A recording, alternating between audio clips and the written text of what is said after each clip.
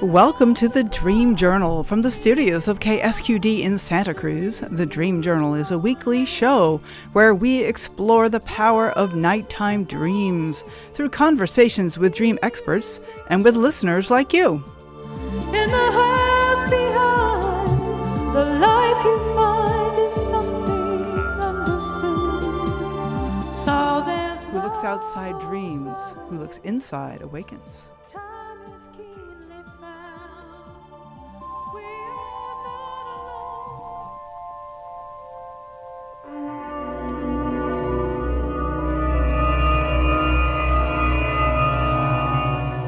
Today's music is called Star Shadow, created fresh every week by my radio partner, Rick Kleffel. The practical magic of dreaming, dream yoga, dream tarot, and the creative life.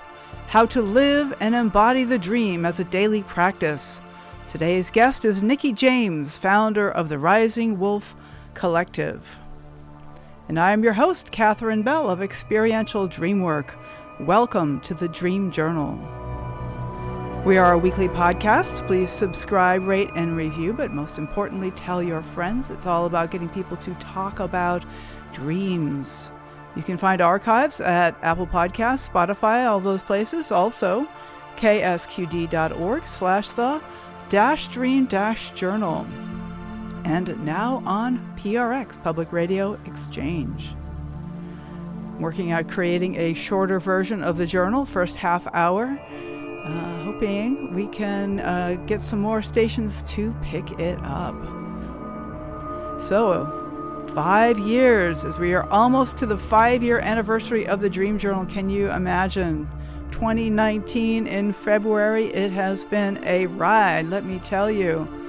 So in honor of that, I'm starting a rebranding effort, so watch my social media to see the new brands that I am super excited to be revealing over the next coming weeks. So happy birthday, Dream Journal. Welcome, Niki Jaimes. Thanks so much for coming on the show. Hello, I'm so happy to be here. Excellent.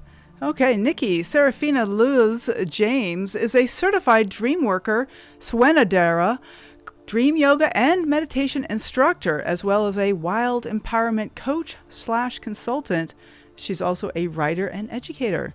She is the founder of Rising Wolf Collective, a wild creative consciousness agency dedicated to embodied reclamation of the soul through authentic, empowered internal and external creative expression. You can find Niki at risingwolfcollective.com. Okay, it's so good to have you on the show, Niki. It's had a couple of false starts. This is third time's a charm. I know, we're doing it. We're doing it, yes. I knew I'd get you on here. You know, you can't help the fates, you know. It's just synchronicity, I guess. Nope, it wasn't meant to be. No. But this one today is meant to be. Excellent. So yes. Let's start talking about dream yoga. What do you mean by dream yoga, and how is that an empowerment practice? Yeah, so it's kind of been this journey of discovery for me with that, because I've trained in so many different things. And it started off in my training in yoga and Tibetan dream yoga specifically. But then once I became a certified dream worker, it just kind of made me realize, yoga is the yoking of mind, body, and soul. And that really is just it's a way of life, right? I think it gets confused in the Western world. We can think of it so much as just the asana physical practice. But to truly live yoga and the limbs of yoga, it really aligns with how we work with our dreams. Okay. So you're talking about like a waking life yoga practice, right? But then it's also connected to the dreams, right? Yeah, absolutely. Okay. Yeah, so it's a physical, and it embodies everything. We talk about a concept in yoga called svadhyaya, which is self-study. And what are dreams if not a practice of self-study? Very true. Right? Yeah. Good point. Yes, okay. Yeah, so there's so much to it. Obviously with the movement piece, I'm very trained in somatic embodiment practices and attachment practices. So with the movement pieces, as we know in dreams, the body and the sensations of the body play such a big role in what's going on in the dream. So when we work with dream yoga, teaching people how to come into contact and tune into what their body is telling them, right? Like we have to slow down through meditation and through movement, somatic movements, to really kind of feel in and tune into where the emotions are living in the body, just the physical sensations that might be showing us just some information, right?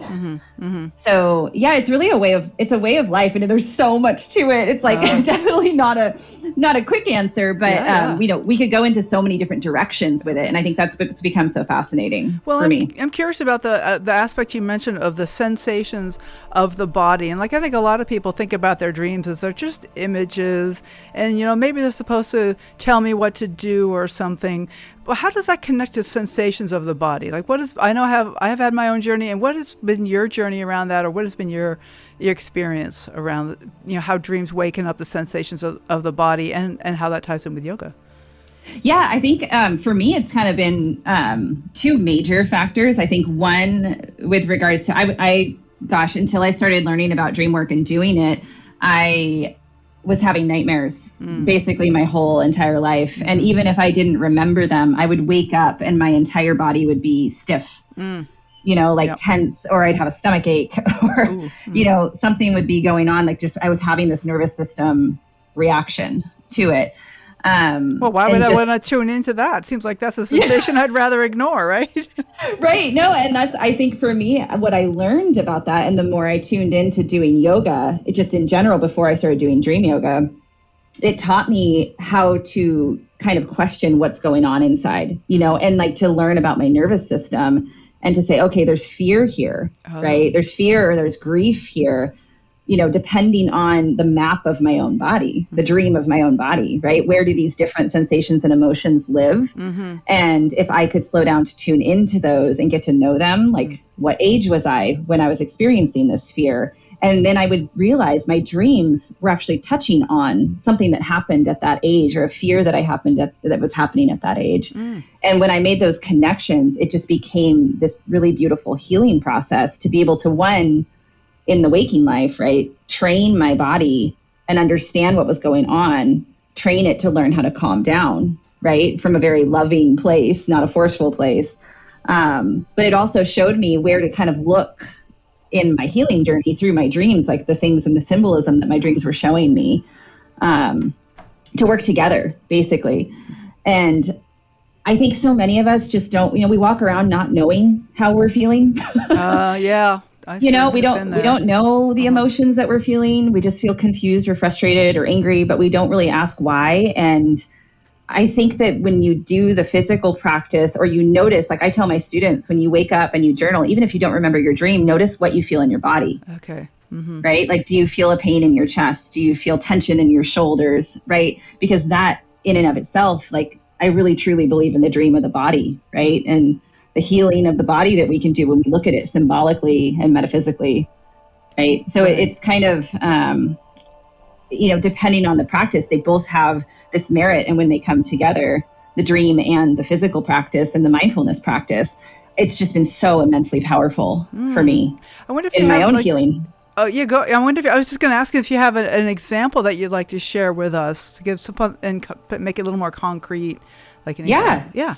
Thank you. Yeah, totally. Okay. I'm trying to think of one because I've had a few. So sometimes it's not one of them. For instance, I've had, I was dealing with shoulder pain, like really, really bad shoulder pain for a while, and they didn't know what was wrong with me.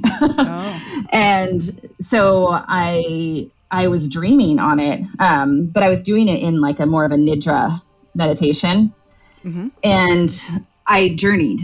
I journeyed, and I had this whole visual of just this protection that I had been having for myself, like carrying this sword that I needed to defend myself my whole life. And there was this burden that my shoulder was carrying. And until I kind of went into the dream of that, I was able to kind of be given this information. And then I kind of knew what I needed to work on. And it started getting better within a week. After that, like once I touched into it. Wow. So the awareness of this the strong need to protect myself and kind of helped you free up your shoulders, the mysterious pain in your shoulders. Is that? Yeah. And on top of that, once I kind of found that information out, I was incubating dreams every night. How can I heal this? Right? Like, how can I heal my shoulder? Can you show me what's going on? And I was just getting so many themes around this feeling of being burdened and protection. Right. And it was a lot with my family and, specific members of my family. And then I took that into therapy and I talked about it and I worked with it. And then I started just sort of doing these mindfulness yogic practices for my shoulder physically. Right. And then I was doing the mental piece, and that combination, that holistic combination of the dreams, the physical, the emotional, it went away. Okay, so I love all the different pieces you're bringing in here. You mentioned the yoga nidra, you mentioned therapy, and the yoga itself, of course. And so all these different pieces are different ways of studying the self and seeing what is emerging, what needs to be felt. Like presumably these things happened a long time ago, and yet for some reason now they're manifesting as this shoulder pain. And by working with this, you also mentioned dream incubation. So, where do you want to go from here? I guess we have a lot of options. So I guess there's so many, so many options, right? Well, I guess the question is tell me a little bit about yoga nidra. That's something that's I've heard of, and I know it's like a waking meditation. Is that something that you can like incubate an issue while you're doing a waking meditation like that? Like you can incubate a dream at night? No, well, yoga nidra I think is different. I'm not specifically trained in yoga nidra, but I do shamanic journeying. So, and I teach meditations that are similar to nidra, but nidra is more of a sleep practice. So it's more of a getting you into that liminal space where you're not quite asleep, but you're not quite awake. And it has immense healing benefits because of that, right? Because you're kind of you're allowing the body to relax. You're allowing yourself to get into a state where you're kind of in between. But you're intentionally staying aware. So that's a very unique practice in and of itself that I'm not specifically trained in. What I do more with my students and my teaching is kind of more of the journey space. So you can think like active imagination, shamanic journeying. It's all, I'm kind of creating a combo of those things with my students as a way to also cultivate trust and intuition. So I think that actually is probably the best direction to go is around the practical magic of like how to just live this practice. And I've recently really connected to Carolyn Meese's concept of cultivating symbolic sight. And I think that is kind of one of the key missions, at least I have in the dream yoga practice, is teaching about seeing the world, seeing your body, seeing your emotions, seeing every interaction, everything that happens to you in your waking life and your dream life symbolically. Okay. Right? Because that's cultivating intuition. It's cultivating a creative, magical lens to see things. So in my life, I've been able to become less of a victim of life, right? And more of a awe, inspired human because I'm seeing things from that dream lens rather than, wow, all this is happening to me. It's like you kind of become a little creative investigator. Like, well, what is the symbolism of what's happening to me? How can I see this as a dream and take it from there? And how would I work with this in a dream? Right. But to do that, I know for myself, there had to be, number one, there had to be safety. I had to feel safe in my own body. I had to feel safe in the community that I was in or the person I was working with to even begin to go into meditation, into any sort of movement, or even begin to, think about the world this way, because intuition, so many of us don't trust ourselves. True. And we lose that. And I think that's a lot of the deterrence I've seen with people wanting to work with their dreams, because they just want you to tell them, like, right. What does this mean? Just tell me what this means. Because when they actually have to go in, often the answer I hear, I'm sure you hear this too, is I don't know. True. I don't know what this connection is, right? So the practice of dream yoga that I'm trying to work with is cultivating that intuition muscle, cultivating that trust by first creating an essence of safety, right, within the body and all these things, right? So that process really kind of looks like first just like getting to a place of grounding, right? Like, so anybody I work with, any class, it's like we clear the space, we ground, right? We clear our energy, we ground, we set our intention, we get into the body through really slow somatic movement.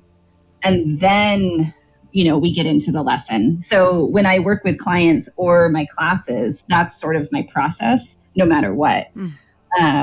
Because just jumping into stuff I've found is very challenging, especially when it's this kind of deep work with people. Absolutely. So there's kind of a paradox here that I'm hearing, and I've wrestled with this myself, and I wonder what you've thought about this, is that there needs to be safety to begin to find out what's happening. And yet so often what people find out, certainly what I found out when I got into my dreams, is that I was afraid all the time. And so it's like I had to feel safe enough to notice that I was afraid. It's kind of a paradox. It really is. And that was my first time. I will never forget the first dream session I ever did. I had like a traumatic reaction. Like I had a panic attack. I freaked out and I was like, I don't want to do this again. And it was so interesting because the dream, I'll never forget the dream. I was in the dream, I was on a raging river and there was a storm and I re-entered the dream with my therapist and I was like, I can't do this. And I freaked out. And that, I think 2 years later, I fell in the American River. Oh, really? We always joked that it was like this baptism because my whole life kind of changed after that. And I was like, wow. So it was kind of like predicting this initiation process. Okay. So it predicted this powerful moment for you, which was, like, as you say, an initiation. And so even though you were afraid and wanting to run away, you didn't. Still something opened up for you, something that spoke to you even a year later and even these many years later. Yeah, absolutely. And I think all my dreams, I think that is my biggest gift from my dreams is I have had so much fear my whole life around myself, around the world, around everything and distrust. And when I started, tending to my dreams, I was at one of the lowest points in my life and I was so incredibly afraid. So I think what helped was that I did have a very safe, open container to explore them. Right. So I think that piece of it is so crucial too. Like, who is your facilitator? How are they trained to hold a space where you can feel safe enough in your body to go into dreams? And there's so many ways to do that. Right. And I think that's where, when you get into the dream yoga practice, that's like I said, kind of the energy clearing, the grounding, that kind of thing. So connecting to that natural force of gravity, and the holding as an example. I've found with all my students and clients that I have completely new students show up every week. And I would say at least 3 people are crying in that class every single week in a beautiful way, right? Because there's safety. So I feel honored to be able to hold that kind of space. Okay.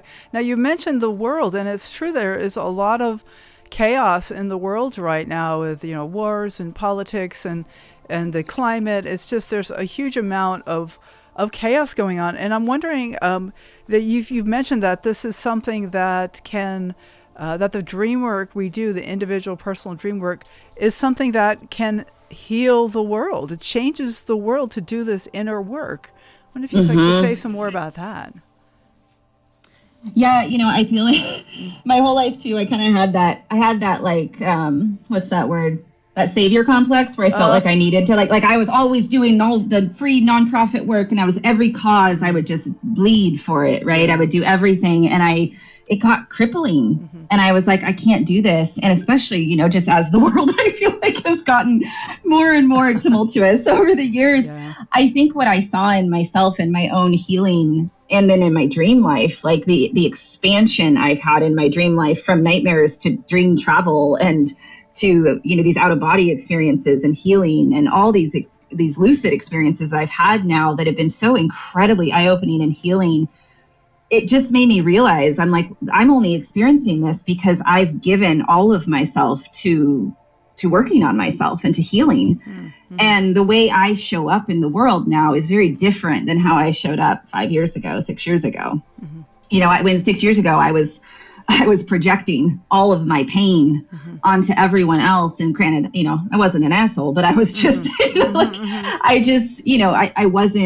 wasn't aware of these things. And now my life is very different. And I'm certainly no one's perfect. Right. But I've just changed a lot. And I've seen the way the people I attract and the way in which I'm working. it just feels so rewarding. And I've really recognized that, like, maybe it's not about, you know, fixing everything outside of me in the entire world, but within my own community, in my own world and myself. It starts with me. Yeah. So if I could do that, and then that can ripple effect through the people I come into contact with, and then they get something out of it, it ripples from them, right? It becomes massive change. And I stand behind that now. I feel like that's my mission now, is just, you know, and dreams, and, you know, in whatever form, it's a doorway. And I think that even if I've had people years down the road be like, I just came to one workshop and you told me that my dreams will never give me something before I'm ready, and that every nightmare has a gift. And that was all they needed, you know, to just hear something like that and normalize sometimes, you know? Right. Right. Well, the whole idea, the idea that the nightmare is a gift is pretty hard to take sometimes, because they sure don't feel good. And yet, you know, I've certainly seen that in my own life, that there's something emerging that's ready to emerge, and it might cause a lot of changes in my life. It might really mess things up. It might really stir things up, and it won't look like. And it's not going to be fun. And that, honestly, going back to yoga, right? That is a huge concept of yoga, is that everything is changing all the time, right? In Tibetan dream yoga, we have sort of these concepts of right thought, right action, right dream, right bardo. And the idea is that if we can heal our mind so that the way we think, you know, about ourselves and the world begins to shift, it's going to change our action. It's going to change the way we show up in the world, right? Kind of like what we were just talking about. Mm-hmm. And then that eventually leads to right dream, which in Tibetan dream yoga is moving more into a lucid, you know, based dreaming life. But in general, right, you think about our dreams, moving from nightmares even to just being able to have a relationship to the dream. I would consider that right dream, right? Yes. And then right bardo, like the right passing from this life to the next. But in yoga, right, we talk about the concept of death all the time, and in a way that, like, there's name one thing in the world right now that isn't changing as we speak. Yes. Yes. Right. Even our through our breath, through breath work, pranayama, right? With every exhale, we're dying. Something's releasing. Something's being released. So the more we can face those little deaths and recognize the concept of life, death, life in a cycle, in nature, in our lives, in everything, the more conscious and grounded we'll be when it comes to that time. Does that make sense? Yeah. Yeah. Okay. Right. So being here in the present is going to prepare us for being in the present in the future. Yeah.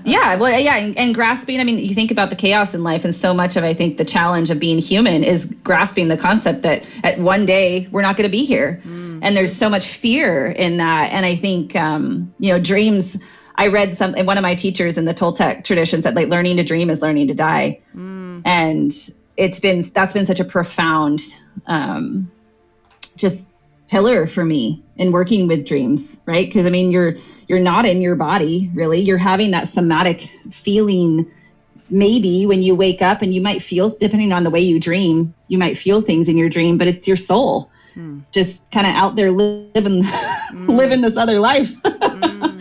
Yeah. So it's a really... Yeah, so I know the Tibetan dream yogis talk a lot about how, as they say, practicing for dreaming is practicing for dying, but you know, I'm always a little intimidated, because it's so the emphasis on lucid dreaming, and I just have not been able to be consistent lucid dreamer.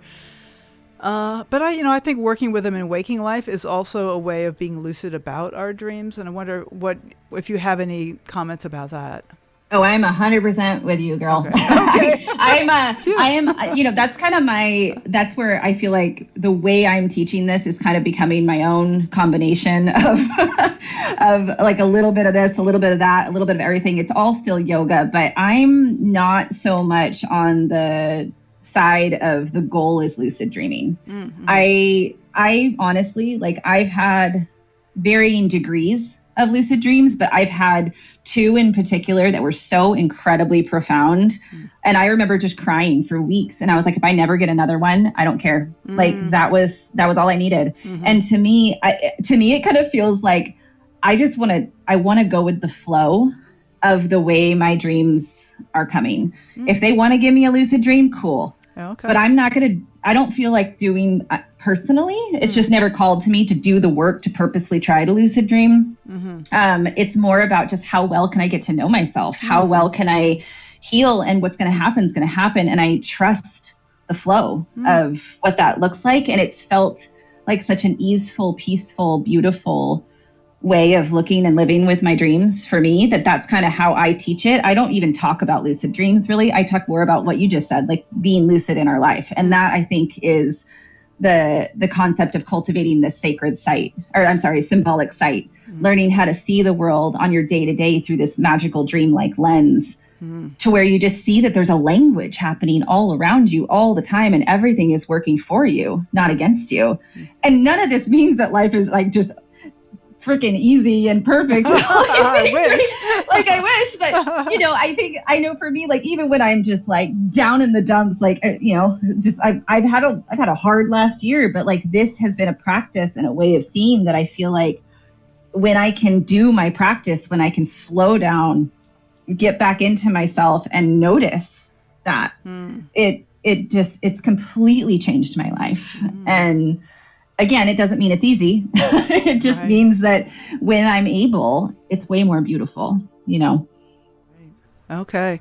So this is Niki Jaimes, the founder of the Rising Wolf Collective. You can find her at the risingwolfcollective.com. And we will be back in just a few moments with much, much more. So glad to have you on the show, Niki. This is fun. So glad to be here. Okay. We are broadcast live from the KSQD studios in Santa Cruz and co-broadcast live in San Jose by KCXU. We're going to get more personal after the break. We're going to talk a little bit about creativity and poetry, and of course we'll be taking our calls. So stay tuned.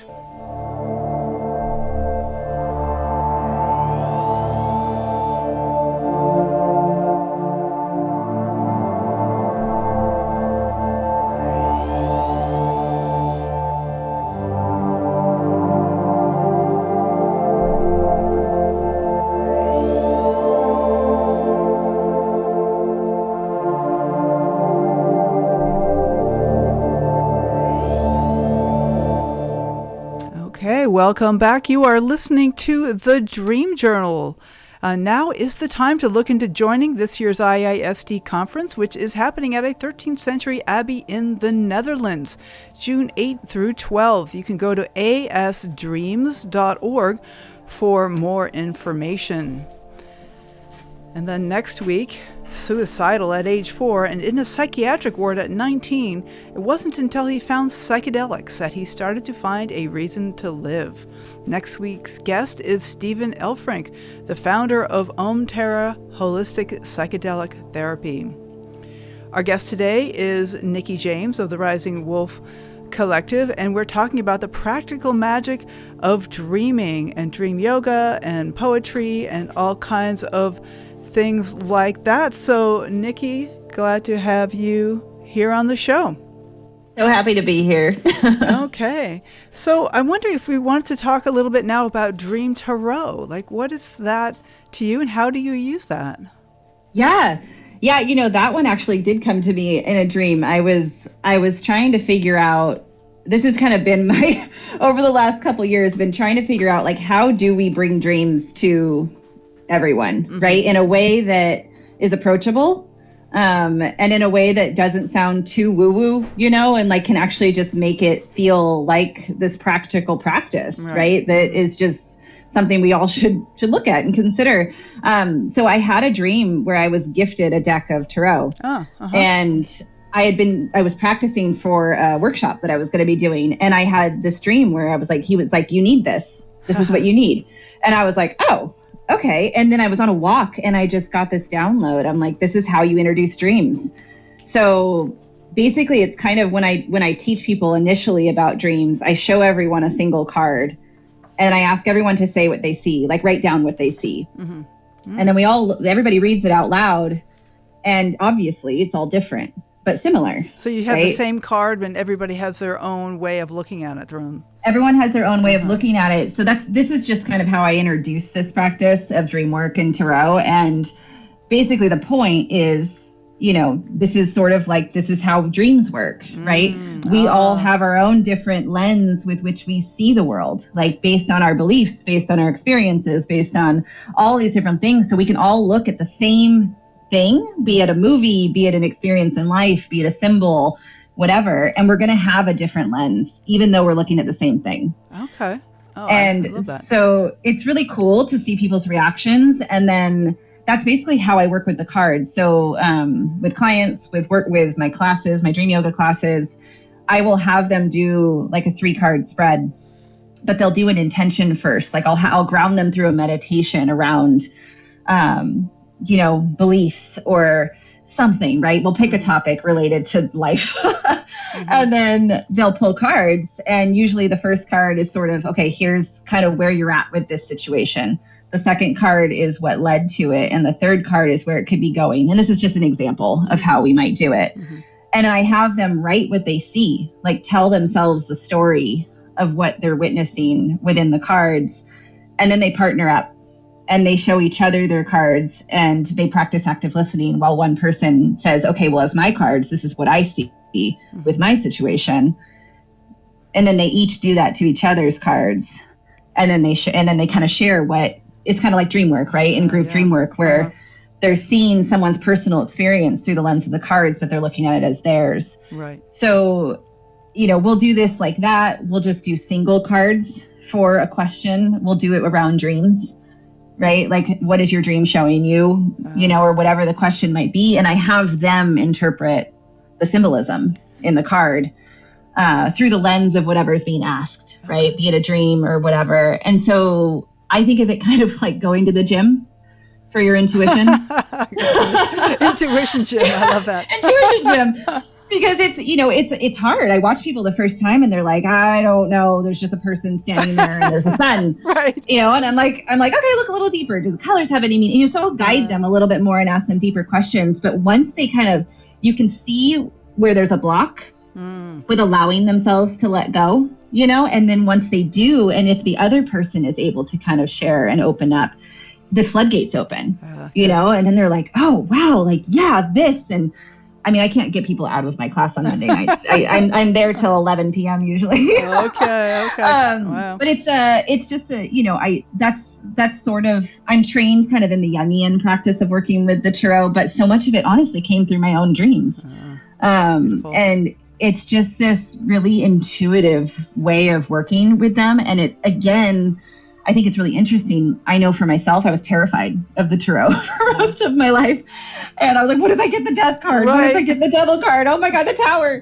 And then once this going back full circle again to this practical magic, right? This idea of cultivating the symbolic sight, seeing things through the dream lens.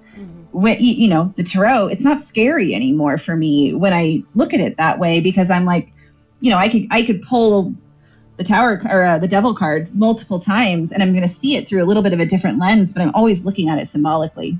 Right. Okay. Right. Well, thank you. So, this is very cool. I can see how this is a useful intuition thing and how it relates to dreaming. I want to let you know we have a caller on the line. Cool. Yes, we have Ray from Santa Cruz. Hello, Ray. Hello. Hi, Catherine. Nikki. Yes. Oh, Hi, there Ray. you are. Hi, how are you? Doing great. Thanks for calling in. What do we got? What do you got for us today, Ray? Just first of all, I want to make sure you know I love you, Catherine. Aww. You're awesome. I love your show. Oh, I thanks. listen like almost every week, and you have some amazing guests. And Nikki, you're at the top of the list, especially today, of course. But really amazing. But no, you are really in tune with where I'm at in life, and this morning, I love the whole. I've got a little bit of Native American blood in me, and I relate to a lot of the spirituality of that, and totems. One of them, which of course is a wolf, and the eagles and buffalo, and all that. And I've had this idea of two rivers rising as the way my life flows, as a Gemini being the twins and all that. And so you have the wolf rising thing, like kind of hitting me instantly. Wow. Then you start talking about yoga and dream yoga, and our perceptions of life, and then you start, and all of these things that I've been thinking about this morning, and I have a deck of tarot that I just maybe pull out twice a year or so, and guess what? I pulled them out this morning. Oh, seriously? And, you didn't even know about the show? Great synchronicity there, huh? So I figured I have to ask you a question or two. Yeah. Maybe you might be able to help me on my path, because I'm like going through stuff. Like I have a great life, right? I have a business and a house, and I live in paradise, and everything. I don't see how it could really get any better. But of course, I want a little more, right? I want to have a little more purpose in my life, and I want to be able to follow my dreams a little better. The waking and the ones I'm trying to decipher at night or when I wake up from.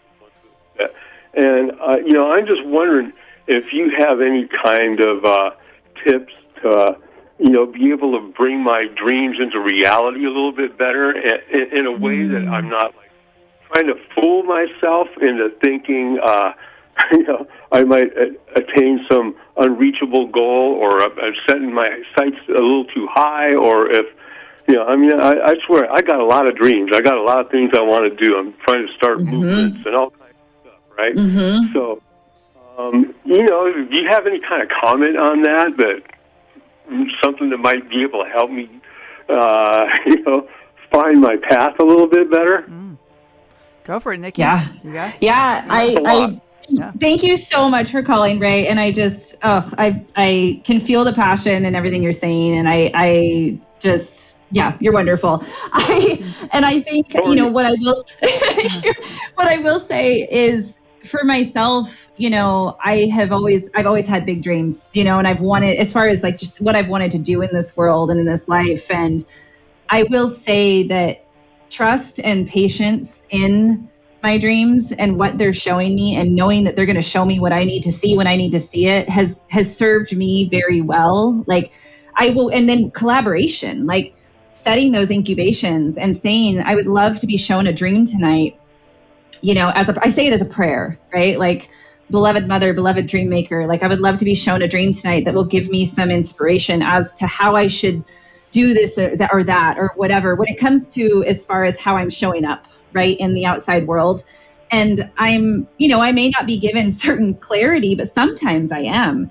And if I wait long enough, and if I'm patient long enough, what I've realized just by doing this work is it comes when it needs to come. And to me, what I can do, right, to bring my dreams into the waking life is just pay attention to them, right? Like nurture them, journal them, meditate on them. And then when there's certain, whatever little tidbits you can take from the dream, even if it's not, here's a map of what you should do. Like I've definitely had that happen before, which is freaking amazing, but it's not always totally clear. But, even just the little bits, whatever sticks with you, if it's a particular animal or a symbol or an interaction, just be with that throughout the day. Like if you can call in that animal, if you can call in a plant or whatever was sort of standing out from the dream, or if it was a place, can you go to that place and be with that place, right? Or a song, right? Whatever it might be, just honoring it in your own way in the waking world, to me, is that honoring an intention of collaboration and just gratitude, right? And I feel like what you give, you get. And for me, that's just been really powerful, if that helps. Yeah, definitely. I mean, I'm glad you said gratitude too, because that's something that, it's with me constantly. I look around me all day long and see things I'm so grateful for. Like from the second I wake up in the morning, I'm grateful I woke up, Yeah, exactly. I'm grateful I live in paradise. I'm grateful I know the people I know, and know the people I love, and that, have the love in my heart that, wherever it comes from, whether it's, the love of God or the love of other people that I feel through me, or the love that, comes from my higher self or my lower self. I don't know, it could be all of it. Yeah. And I would even honor the longing that you feel for more. Like there's this gratitude and there's an intuition and there's also a longing. Like that's, I would say, Ray, I'm very curious, and I don't know if you want to share with us or not, but you mentioned you pulled out your tarot this morning. Did you pull a card, and did you want to say what that was like for you? Oh, sure, yeah. Yeah, hang on one second. Just a second, I'm blowing it here. I was just talking about the synchronicity that you happened to pull out your cards this morning. Definitely. So, yeah, I still have the cards out in my notebook because I was kind of going through them. I mean, I started this about, 8:30 this morning, and I was still working on it when your show started. Oh, perfect. Oh, wow. I thought I was going to... I usually pull 2 cards, right? Because one's not enough for a Gemini. I think you know that, right? I'm a Gemini, too, so I know all about that, yes. Yeah. Okay. So, anyway, the first thing I started off with was, number one, this tarot deck used to belong to my stepdad, who was an Austrian architect, businessman, amazing creative spirit who, was like, you would never have a clue if you saw him and you were like engaged in negotiation, with a business negotiation with him or something. He was a pretty high power guy, but he was also a shaman, and he had the tarot deck. And so the first thing I started with this morning was going through and reading some of his notes in his notebook, and then I was noticing the cards that he pulled the most, and sure enough, the first thing that comes up is, well, no, it wasn't the first one; it was the second card, but was the card I noticed that he pulled the most, and that was the Knight of Discs. The Nine of Discs. The Knight. Oh, the Knight of Discs. Oh, yeah. Okay. So he also had. So there were lots of knights and swords in his notes, right? And so that's actually the first one that came up was the sword, the 10 of Swords, which is ruin. Right? The subtitle of it is ruin. Ruin. Oh. Which I related to what you said too about like, I was afraid of the tarot for many years. Right. I was afraid. Oh my God! What if I'm the fool? Right, the fool. What if I see death or the hanged man or something? Yeah. So 10 of Swords, ruin, huh? And then right. So I see ruin though. I know just enough about this deck now to know that ruin means that that's just one thing that's going away and something else will replace it that's better. Yeah. Yep. Yep. So that was the first thing, and then I got the Knight of Discs, and then I also. Can I ask what's the title of that one? The Knight of Discs. Oh yes. I don't happen to know that one. Yeah, let me see. I think it's Pentacle. Is it Pentacles? Technically, is that what discs are? I think. Yeah, there's different kinds of tarot systems. I think. Yeah. I'm not sure about that, but I can tell you, what the card. In fact, but it's. So this is the second time that card has come up with me too. Because, like I said, I only do this a couple times a year. But the first time I did it in about maybe 2 years since the last time I did it was like 2 weeks ago, and I also pulled the Knight of Discs in that one. And I shuffle the heck out of a deck, right? So I want to make sure whatever I pick is like that's got to be the card, right? So anyway. Two out of 2 this year. Okay. But it talks about to surrender with love and service to all dimensions of earthly life. Wow. And the Knight is keywords are the fiery aspect of earth, doctor, healer, financial investment, harvest, work and toil. Which. I'm real familiar with work and toil, and I feel like I harvested a lot out of life. But, I really like what you said a minute ago, Catherine, too, about kind of embracing my longing for more, Mm-hmm. I that hit me instantly as a kind of, well, how would anything ever get any better if I didn't want more? Absolutely. So, and not just for me, but for our sweet, beautiful Mother Earth and all the creatures and beings on it, and, everyone who's engaged in war right now of, not their choice, and even the people who are choosing to foster it on others, we need to have bless their hearts with love so they stop doing this stupid stuff, Ray, this is amazing. So I love that. Just I want to finish with that phrase that you read about the Night of Discs: surrender with love and service. Yeah. Beautiful. To all dimensions of earthly life. Okay. To me, I don't want to talk too much, but I'd like to hear more of what you and Niki have to say. But you asked, so yeah, I did. No, thank you. That was helpful. I just was playing on the synchronicities there. Yeah. Right. Yeah. But then, so I ended up picking two more, and just because, hey, that's what I decided to do this morning. And then the third one was the star, which, let's see, can I find that one real quick?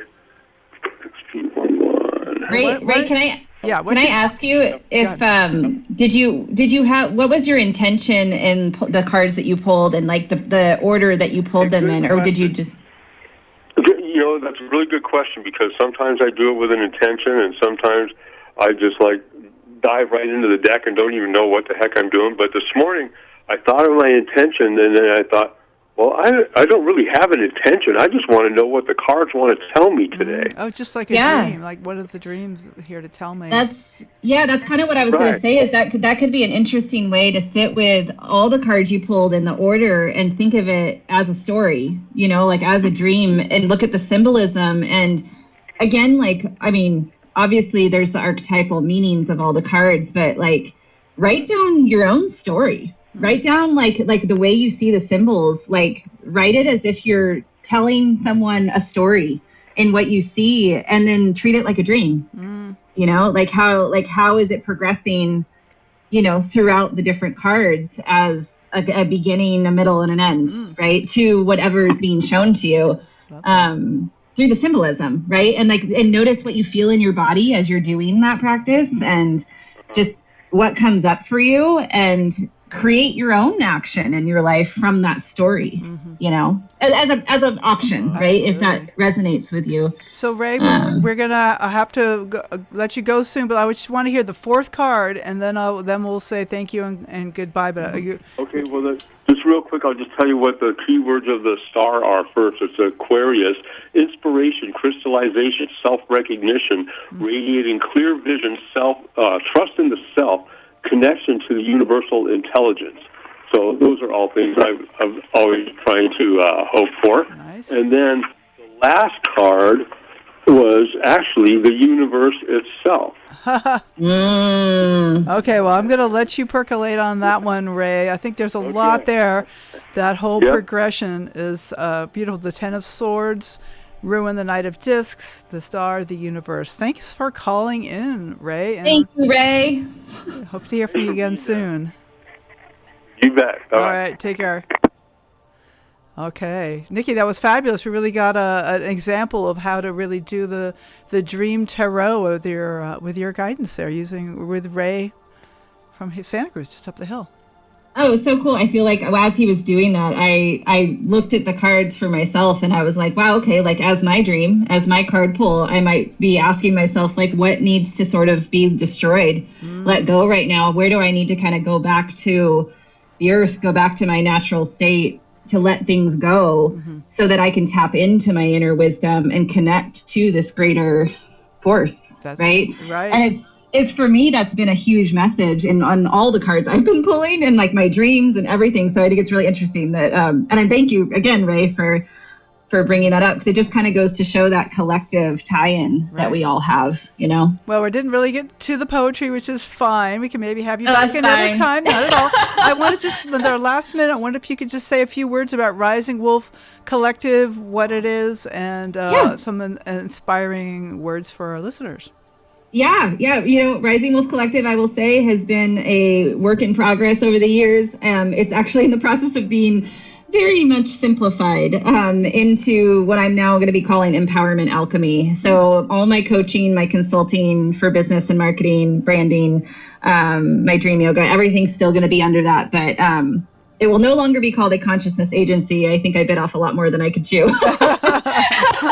But it's, you know, again, I think that this is the process of the dream and the waking dream, right? And I think giving ourselves that permission to let things evolve and change and die, just like nature, just like everything, that again has been something in my life. The more I've given myself that permission, the clearer I get. But it's like, it's allowing that process to happen. So just like you know, you're going through this rebrand, right? I think we're all always changing. And if we don't let ourselves change, then it just becomes challenging. So in any case, my business, I teach dream yoga at Pleasure Point Yoga in Santa Cruz on Monday nights at 7:30. And that is more of like a workshop practice. But this year with Rising Wolf, I'm going to be launching a whole bunch more different courses, membership programs. And of course, I have my services. I do one-on-one empowerment coaching that includes dream work, yoga, meditation, all the different things. And then I consult with businesses on marketing and business strategy, but from a dream soul-based perspective. Marketing from a soul-based perspective. Love that. Thank you, Niki Jaimes. This has been a wonderful conversation. Well worth the wait. Good to have you on the show. Thank you so much. I'm so grateful to have been here, and we did it. Yay, we did it. Okay, well, take care. Yeah, you too. All right. Bye. All right. Well, thank you all for listening. The Dream Journal is produced at the studios of KSQD in Santa Cruz, and we are live every Saturday at 10 a.m. Pacific at ksqd.org, so you can join us there. The podcast is released on the Monday after the show. It keeps us growing when you subscribe, rate, and review. I am Catherine Bell. Find out about my dream coaching practice at experientialdreamwork.com. You can email me at catherine@ksqd.org, KATHERINE@ksqd.org. Follow Experiential Dreamwork and hashtag The Dream Journal on Facebook and Instagram to find out about upcoming shows. I'd like to thank Rick Kleffel, engineer and music creator, Tony Russamano for the phones, and the intro music and the outro music are both by Mood Science. Tomorrow morning when you wake up, take a minute to write down your dream and bring it to the next Dream Journal.